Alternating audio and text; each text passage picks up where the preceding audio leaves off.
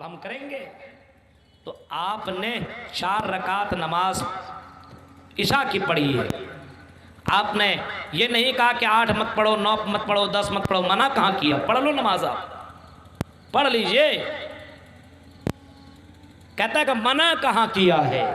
कर सकते हैं।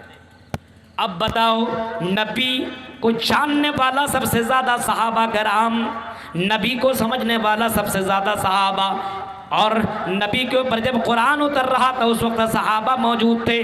नबी के इंतकाल कर जाने के बाद सहाबा कराम ने उसकी ज़िंदगी के बाद भी, उसकी ज़िंदगी में, नबी की ज़िंदगी और नबी के चले जाने के बाद सहाबा कराम ने कभी बर्थडे नहीं मनाया, मिलादुन नबी नहीं मनाया।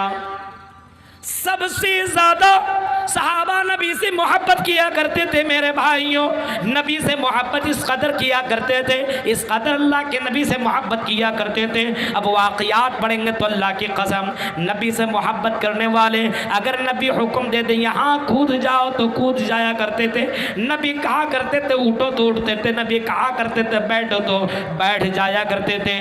नबी की बात को वो सहाबा इतना ज़्यादा माना करते थे। जब नबी के इंतकाल कर जाने के बाद सहाबा ने नबी कभी नहीं मनाया ईद मिलादुन नबी, कभी तबा ताबईन ने नहीं मनाया। अबू बकर जिसको जन्नत के अल्लाह के रसूल ने करार दिया, अल्लाह के रसूल ने कहा कि अबू बकर फिल जन्ना, उस्मान फिल जन्ना, वाली फिल जन्ना और उमर फिल जन्ना, ये सब के सब जन्नती हैं। उस्मान गनी की ज़िंदगी में मोहम्मद रसूलुल्लाह का बर्थडे आया 2 बार, आपने नहीं मनाया।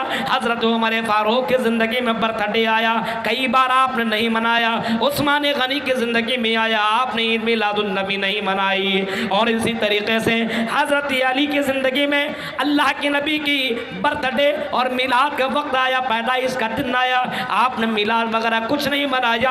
आपके चले जाने के बाद सहाबा कराम और तबा ताबईन और बड़े बड़े इमाम जिसको हम और आप कहते हैं, इमाम अबू हनीफा, इमाम शाफई, इमाम मालिक, इमाम अहमद इब्न हम्बल, इन लोगों ने भी तो बर्थडे के मौके पे ईद मिलादुन नबी नहीं मनाई।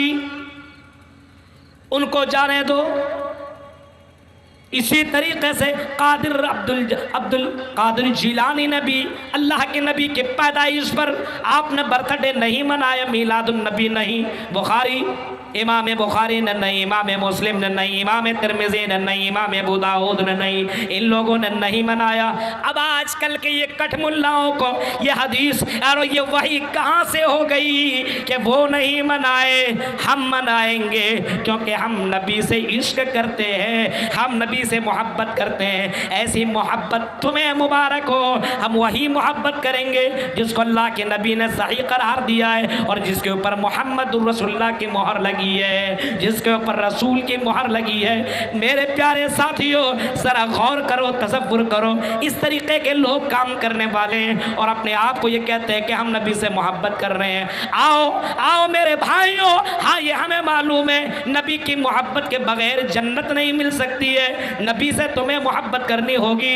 मन हब्ब सुन्नती फ़क़द हब्बनी, आपने फरमाया जो मेरी सुन्नत से मोहब्बत करेगा हकीकत में मुझसे मोहब्बत करेगा। नबी नबी नबी नबी नबी नबी, सिर्फ नबी नबी नबी नबी कह देने से नबी से मोहब्बत की अदायगी नहीं होती है, बल्कि आपने फरमाया किसी मौके पे आपने फरमाया मन हब्ब सुन्नती फ़क़द हब्बनी, जिसने मेरी सुन्नत से मोहब्बत किया उसने मुझसे मोहब्बत किया। वमन हब्बनी कान माई फिल जन्ना, और जिसने मुझसे मोहब्बत किया वो जन्नत में जाएगा। यहाँ तो सब कुछ वाज़ेह कर दिया। देख रहे हैं, जिसने मेरी सुन्नत से मोहब्बत किया, नबी की सुन्नत ईद मिलादुन नबी मनाना है, आपने नहीं किया, सहाबा ने नहीं किया, तो आपको ये पता कैसे चल गया? और जितने सहाबा हैं सब के सब जन्नती हैं। जब बगैर ईद मिलादुन नबी मनाए बगैर वो जन्नत में जा सकते हैं तो हम नहीं जा सकते हैं। अजीब हाल है मेरे भाइयों। ये कठमुल्लाओं ने ये पेट के वास्ते ये नई इजाद कर डाली है। इतना बड़ा बड़ा झंडा, इसी के देखा रेखे में लोग झंडे झंडे झंडे।